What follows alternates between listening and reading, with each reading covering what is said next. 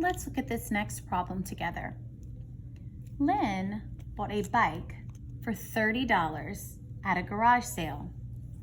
She spent $25 fixing it up and then sold it for $90. How much of a profit did Lynn make?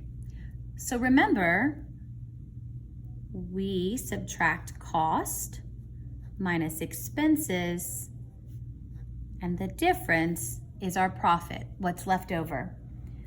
So let's look at the cost. At the very end, she sold the bike for $90. We need to subtract our expenses, but as our problem tells us, we have two expenses. So we have to add those up before we can subtract them from our cost.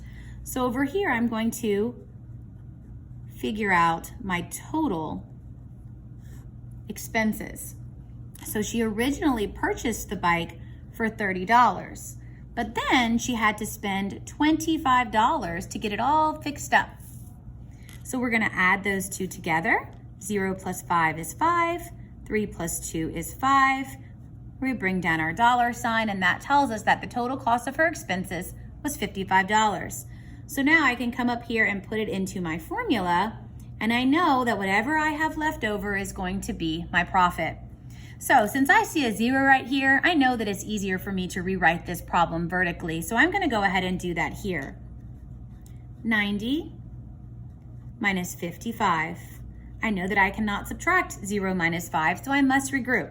I'm going to take away one of these 10s, which leaves me with 8. I'm gonna bring them over here to my ones place, which means I now have 10 ones. Now I can subtract. 10 minus 5 is 5. 8 minus 5 is 3. So if I bring this back up to my formula, I know that the total profit that Lynn made from selling the bike is $35.